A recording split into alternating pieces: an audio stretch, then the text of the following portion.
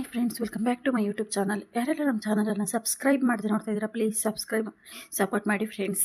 ಹಾಗೆ ಈ ವಿಡಿಯೋ ಇಷ್ಟ ಆದಲ್ಲಿ ಪುಟ್ಟದೊಂದು ಲೈಕ್ ಮಾಡೋದನ್ನು ಮರಿಬೇಡಿ.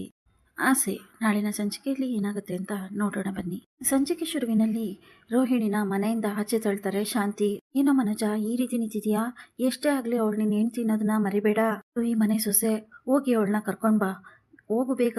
ಅವಳೆಲ್ಲಾದ್ರೂ ಹೊರಟೋಗ್ಬಿಟ್ಟಾಳು, ಎಲ್ಲರೇ ಕೈ ಸಿಗ್ದಂಗೆ ಹೋದ್ರೆ ಏನ್ ಮಾಡ್ತೀಯಾ ಅಂತ ರಂಗನಾಥ್ ಹೇಳಿದಾಗ ಅವಾಗ ಶಾಂತಿ ಕೋಪ ಮಾಡ್ಕೊಂಡು ಮನೋಜ್ ಕಡೆ ನೋಡ್ತಾರೆ.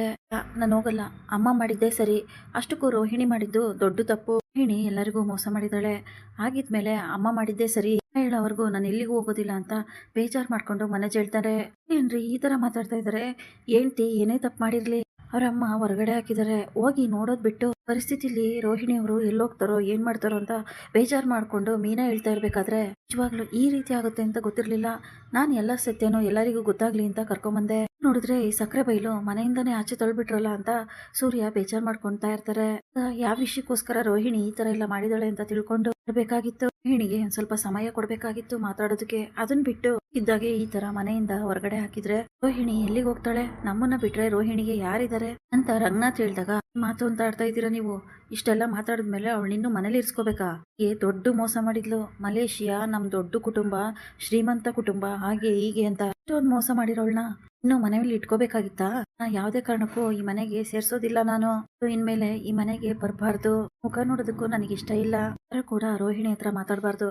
ಮನೋಜ, ನಾನು ಹೇಳೋವರೆಗೂ ನೀನು ಆ ರೋಹಿಣಿ ಹತ್ರ ಮಾತಾಡಬಾರ್ದು ಅಷ್ಟೇ ಅಂತ ಶಾಂತಿ ಹೇಳಿದಾಗ ಆಯ್ತು ಅಂತ ಮನೋಜ್ ಕೂಡ ಒಪ್ಕೊಂತಾನೆ. ನೀನು ಈ ತರ ಮಾತಾಡ್ತಿದ್ದಾನೆ? ಪೆಂಗ್ಯ, ನಿಮ್ಮ ಅಮ್ಮನ ಮಾತು ಕಟ್ಕೊಂಡು ಹೋಗಿ ಹೋಗಿ ನೀನ್ ಹೆಂಡ್ತಿನ ಬೀದಿ ಪಾಲ್ ಮಾಡ್ತಿದ್ಯಲ್ಲೋ, ಒಂದ್ಸರಿ ರೋಹಿಣಿ ಬಗ್ಗೆ ಯೋಚನೆ ಮಾಡೋ. ಪಾಪ ಎಲ್ಲಿಗೆ ಹೋಗ್ತಾರ ಅವರು ಅಂತ ಸೂರ್ಯ ಕೇಳಿದ ತಕ್ಷಣ, ಸೂರ್ಯ ನಿನಗಿದೆಲ್ಲ ಬೇಡದೇ ಇರೋ ವಿಷಯ, ಸುಮ್ನೆ ಇರೋ ಅಂತ ಮನೋಜ್ ಹೇಳ್ತಾರೆ. ಸೂರ್ಯ ಮತ್ತೆ ಮೀನಾಗೆ ತುಂಬಾನೇ ಬೇಜಾರಾಗುತ್ತೆ. ಈ ಕಡೆ ರೋಹಿಣಿ ಪೂಜಾ ಮನೆಗೆ ಬರ್ತಾಳೆ. ಏನೇ ಇದು ರೋಹಿಣಿ, ಇಷ್ಟು ಬೇಗ ಬಂದ್ಬಿಟ್ಟಿದ್ಯಾ ಅಂತ ಪೂಜಾ ಕೇಳಿದಾಗ ಎಲ್ಲ ಮುಗ್ದೋಯ್ತು ಕಣೆ, ನನ್ ಜೀವನ. ಆ ಮೇಕೆ ಮಂಜಣ್ಣ ಮನೆಗೆ ಬಂದಿದ್ರು ಅಂತ ಹೇಳಿದಾಗ, ಹೌದಾ, ಯಾಕೆ ಬಂದಿದ್ರು?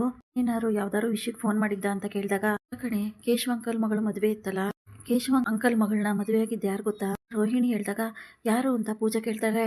ಬೇರೆ ಯಾರು ಇಲ್ಲ, ಮೇಕೆ ಮಂಜಣ್ಣ ಇದಾರಲ್ಲ ಅವ್ರ ತಂಗಿ ಮಗ ಕಣೆ ಅಂತ ಪೂಜಾ ಹೇಳಿದ ತಕ್ಷಣನೇ ಹಿಂಗೆ ಶಾಕ್ ಆಗುತ್ತೆ. ಅಯ್ಯೋ ದೇವ್ರೆ, ಏನಿದು? ಹಾಗಾದ್ರೆ ಎಲ್ಲ ಸತ್ಯ ಗೊತ್ತಾಯ್ತಾ? ಪೂಜಾ ಕೇಳ್ತಾಳೆ. ಸೂರ್ಯ ಮೇಕೆ ಮಂಜಣ್ಣನ ಮದ್ವೆ ಮನೇಲಿ ನೋಡಿ ಮೇಕೆ ಮಂಜಣ್ಣನ ಸೂರ್ಯ ಮನೆ ಕರ್ಕೊಂಡ್ ಬಂದ್ರು. ಮೇಕೆ ಮಂಜಣ್ಣ ಎಲ್ಲ ಸತ್ಯನೂ ಹೇಳ್ಬಿಟ್ರು. ಬೇಜಾರ್ ಮಾಡ್ಕೊಂಡು ರೋಹಿಣಿ ಹೇಳಿದ ತಕ್ಷಣನೇ ಅಯ್ಯೋ ದೇವ್ರೆ, ಕುಸಿಗೆ ಹಾಕೊಂಡ್ಬಿಟ್ಟ. ಇಷ್ಟು ದಿನದಿಂದ ಮುಚ್ಚಿಟ್ಟಿರೋ ಸತ್ಯ ಎಲ್ಲ ಇವತ್ತು ಬಯಲಾಗೋಯ್ತು. ಇನ್ನಿ ರೋಹಿಣಿ ಇಂಥ ಪರಿಸ್ಥಿತಿ ಬಂದ್ಬಿಡ್ತು. ಮೇಕೆ ಮಂಜಣ್ಣ ಮನೆಗೆ ಬಂದಿದ್ರು ಕಣೆ, ಲಗ್ನ ಪತ್ರಿಕೆ ಕೊಟ್ಬಿಟ್ಟು ನನ್ನ ತಂಗಿ ಮಗನ ಮದ್ವೆ ಇದೆ ಹೇಳ್ಬಿಟ್ಟು ಹೋದ್ರು. ನಿನ್ನೂ ಕರ್ಕೊಂಡ್ ಬಾ ಅಂತ ಹೇಳಿದ್ರು, ನಾನು ಹೇಳೋದೇ ಮರ್ತೋದೆ. ಪೂಜೆ ಹೇಳಿದಾಗ ದೇವ್ರೆ, ಎಂತ ಕೆಲಸ ಮಾಡ್ಬಿಟ್ಟೆ, ಇದನ್ನ ಮುಂಚೆನಾದ್ರೂ ಹೇಳಿದಿದ್ರೆ ನಮಗೆ ಗೊತ್ತಾಗ್ತಾ ಇತ್ತು, ಆಗ ಹೇಗಾದ್ರೂ ಮಾಡಿ ಅವ್ರ ಮದ್ವೆಗೆ ಹೋಗದೆ ಇರೋ ರೀತಿ ತಡಿಬಹುದಾಗಿತ್ತು. ರೋಹಿಣಿ ಹೇಳಿದಾಗ ಅಂತ ಮಾತಾಡ್ತಾ ಇದೀಯ ರೋಹಿಣಿ? ಅಲ್ಲ, ಅವ್ರ ತಂಗಿ ಮಗನ ಮದ್ವೆಗೆ ಅವ್ರು ಓಡಾಡದೇ ಇರೋಕ್ಕಾಗತ್ತಾ? ಈಗ ತಡಿತಾ ಇದ್ದೆ. ಆಗ ಸೂರ್ಯ ಮೀನಾ ಮೇಕೆ ಮಂಜಣ್ಣ ಮುಖಿ ಆಗ್ಲೇಬೇಕಾಗಿತ್ತು. ಪೂಜಾ ಹೇಳಿದ ತಕ್ಷಣನೇ ಎಂತದೂ ಇಲ್ಲ ಕಣೆ, ನಾನು ಹೇಗಾದ್ರೂ ಮಾಡಿ ಅವ್ರ ಮದ್ವೆಗೆ ಹೋಗದೆ ಇರೋ ರೀತಿ ಪ್ಲಾನ್ ಮಾಡ್ತಾ ಇದ್ದೆ. ನೀನ್ ಹೇಳ್ದೆ ದೊಡ್ಡ ತಪ್ಪು ಮಾಡ್ಬಿಟ್ಟೆ. ಕೋಪ ಮಾಡ್ಕೊಂಡು ರೋಹಿಣಿ ಕೂಗಾಡ್ತಾಳೆ. ಯಾಕೆ ಈಗ ಮಾಡ್ತಾ ಇದೀಯಾ? ಇಷ್ಟು ದಿನ ಹೇಗೋ ಮಾಡಿ ತಪ್ಪಿಸ್ಕೊಂಡ್ ಬಂದೆ. ಮಂಜಣ್ಣನ ಹತ್ರ ಸುಳ್ಳು ಹೇಳಿಸ್ದೆ, ಹಾಗೆ ಮಲೇಷಿಯಾ ಅಪ್ಪ ಬದುಕೇ ಇಲ್ಲ ಅಂತ ಹೇಳಿಸ್ದೆ. ದೇವ್ರ ತಾನೆ ಎಷ್ಟು ದಿನ ಅಂತ ನೀನ್ ಮಾಡೋ ನಾಟಕನೆಲ್ಲ ನೋಡ್ತಾರೆ ಹೇಳು?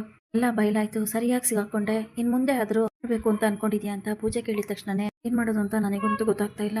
ಅತ್ತೆ ನಿಜವಾಗ್ಲೂ ಅವ್ರ ನಿಜ ರೂಪ ತೋರಿಸೇ ಬಿಟ್ರು. ದಿನ ಮೀನಾಗೆ ಹೇಗ್ ಮರ್ಯಾದೆ ಕೊಡ್ತಾ ಇದ್ರು, ಈಗ ನನಗೂ ಹಾಗೆ ಕೊಡ್ತಾ ಇದ್ದಾರೆ. ಬೇಜಾರ್ ಮಾಡ್ಕೊಂಡು ಹೇಗಾದ್ರೂ ಮಾಡಿ ನಾನು ಇದನ್ನೆಲ್ಲ ಮಾಡ್ಲೇಬೇಕು ಕಣೆ ಅಂತ ರೋಹಿಣಿ ಹತ್ರ ಹೇಳ್ತಾರೆ. ಹೇಗೆ ನಿಮ್ಮ ಅತ್ತೆ ಮಾತ್ರ ನಿನ್ನಂತೂ ಒಪ್ಕೊಳ್ಳೋದಕ್ಕೆ ಸಾಧ್ಯನೇ ಇಲ್ಲ. ಈ ವಿಷಯ ಅಷ್ಟೇ ಗೊತ್ತಾಯ್ತಾ? ನಿನಗೆ ಮದುವೆ ಆಗಿ ಮಗು ಇರೋ ವಿಷಯನೂ ಗೊತ್ತಾಯ್ತಾ? ಪೂಜಾ ಕೇಳಿದಾಗ ಏನೇ ಆ ವಿಷಯ ಗೊತ್ತಾಗಿಲ್ಲ, ಅವ್ರಿಗೆ ಗೊತ್ತಾಗಿ ನನ್ನ ಜೀವನನೇ ಮುಗಿಸ್ಬಿಡ್ಬೇಕು ಅಂತ ಅನ್ಕೊಂಡಿದ್ಯಾ ಹೇಗೆ ಅಂತ ರೋಹಿಣಿ ಕೇಳ್ತಾರೆ. ಅತ್ತೆ ಅಂತೂ ನಾನು ಒಪ್ಕೊಳ್ಳೋದಕ್ಕೆ ಸಾಧ್ಯನೇ ಇಲ್ಲ, ಆದ್ರೆ ಮಾವ ಆ ಥರದವರಲ್ಲ. ಅವರು ಎಲ್ಲರೂ ಒಟ್ಟಿಗೆ ಇರಬೇಕು, ತಪ್ಪು ಮಾಡಿದ್ರು ಅದನ್ನೆಲ್ಲ ಸರಿ ಮಾಡ್ಕೊಂಡು ಒಟ್ಟಿಗೆ ಕೂಡು ಕುಟುಂಬದಾಗೆ ಇರಬೇಕು ಅಂತ ಆಸೆ ಪಡ್ತಾರೆ. ಹೋಗಿ ಮಾವನ ಹತ್ರನೇ ಮಾತಾಡ್ತೀನಿ, ನಾನು ಮಾಡಿರೋ ತಪ್ಪನ್ನ ಹೇಳ್ಕೊಂಡು ನನ್ನ ಜೀವನನ ಸರಿ ಮಾಡ್ಕೊಂತೀನಿ, ನಾನು ಮನೆಗೆ ವಾಪಸ್ ಹೋಗ್ತೀನಿ ಅಂತ ರೋಹಿಣಿ ಹೇಳ್ತಾರೆ. ಈ ಕಡೆ ಮನೋಜ ಬೇಜಾರು ಮಾಡ್ಕೊಂಡು ಯೋಚನೆ ಮಾಡ್ತಾ ಇರ್ತಾರೆ. ಇವನೇನು ಈ ರೀತಿ ಓಡಾಡ್ತಾ ಇದ್ದಾನೆ? ಸೂರ್ಯ ಕೇಳ್ತಾರೆ. ಹೌದು, ಅವ್ರೇ ಆಗಿರೋದಕ್ಕೆ ಹಿಂಗ್ ಓಡಾಡ್ತಾ ಇದ್ದಾರೆ. ಅಕಸ್ಮಾತ್ ನೀವೇನಾದ್ರು ಈ ಪರಿಸ್ಥಿತಿಲಿ ಇದ್ದಿದ್ರೆ ಹುಡ್ಕೊಂಡ್ ಬಂದ್ಬಿಡ್ತಾ ಇದ್ರಿ. ಆದ್ರೆ ಇವರಿಗೆ ಅಭ್ಯಾಸ ಇಲ್ವಲ್ಲ.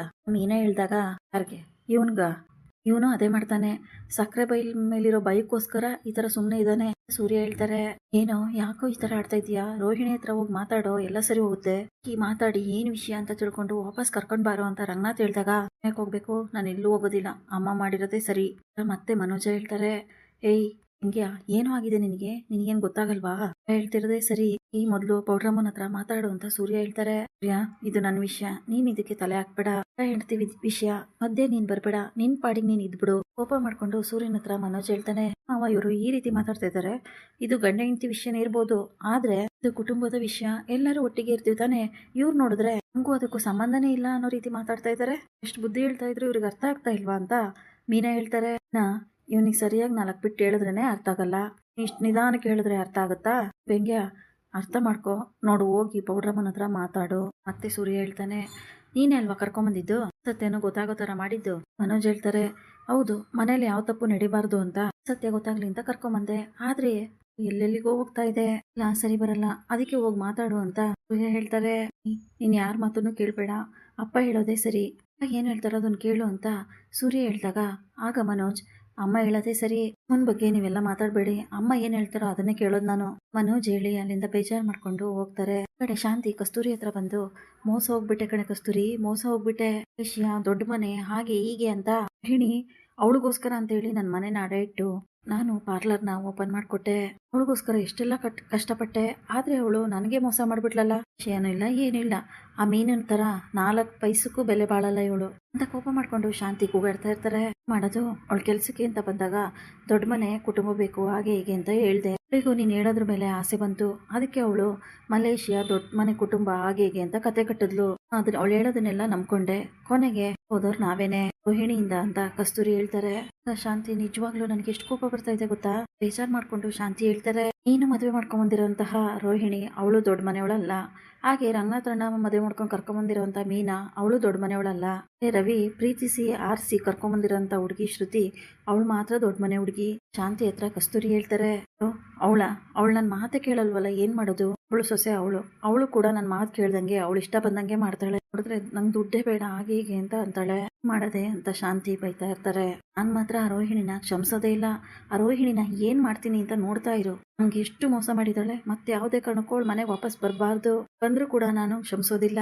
ಶಾಂತಿ ತುಂಬಾನೇ ಕೋಪ ಮಾಡ್ಕೊಂಡು ಇಷ್ಟು ದಿನ ನಂಗೆ ಯಾಮಾರಿಸ್ಬಿಟ್ಲು, ಸೂರ್ಯ ಮತ್ತೆ ಮೀನಾ ಮುಂದೆ ತಲೆ ಎತ್ತಕ್ಕಾಗ್ತಾ ಇಲ್ಲ ನನಗೆ. ಶಾಂತಿ ಸಿಕ್ಕಾಪಟ್ಟೆ ಕೂಗಾಡ್ತಾ ಇರ್ತಾರೆ. ಕಡೆ ಮನೋಜ ಏನ್ ಮಾಡ್ಬೇಕು ಅಂತ ಗೊತ್ತಾಗದೆ ಪಾರ್ಕ್ ಫ್ರೆಂಡ್ ಜೊತೆ ಹೋಗಿ ತನಗಾಗಿರೋ ಮೋಸನೆಲ್ಲ ಹೇಳ್ಕೊಂಡು, ನನಗೆ ನನ್ನ ಹೆಂಡ್ತಿನೇ ಮೋಸ ಮಾಡ್ಬಿಟ್ಲು ಅಂತ ಹೇಳಿ ಅಂತ ಹೋಗ್ತಾರೆ.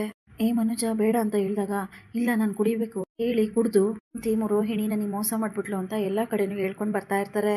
ಇಲ್ಲಿಗೆ ಈ ಸಂಚಿಕೆ ಮುಕ್ತಾಯವಾಗುತ್ತದೆ. Thanks for watching.